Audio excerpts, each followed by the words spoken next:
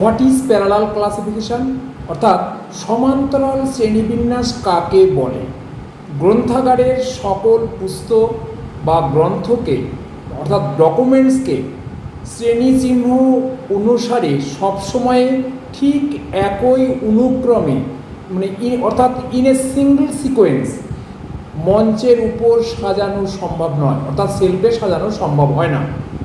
অক্টোভা আকারের পুস্তক ফোলিও আকারের পুস্তকের সঙ্গে একই অনুক্রমে সাজানো মঞ্চের স্থানের অপচয় হয়। সুতরাং পৃথক অনুক্রম অর্থাৎ সেপারেট সিকোয়েন্স দরকার হয়।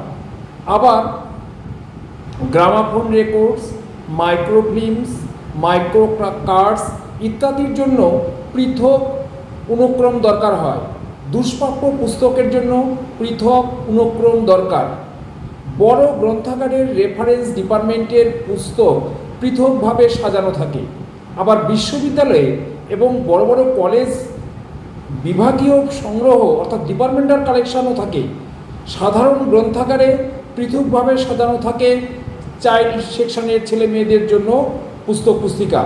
সুতরাং দেখা যায় যে একই গ্রন্থাগারের মধ্যে সকল পুস্তক বা গ্রন্থ শ্রেণী চিহ্ন অনুসারে একই অনুক্রমে মঞ্চের উপর সাজানো থাকে না।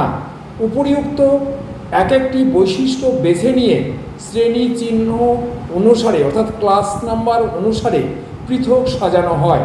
একে বলা হয় প্যারালাল ক্লাসিফিকেশন বা সমান্তরাল শ্রেণীবিন্যাস।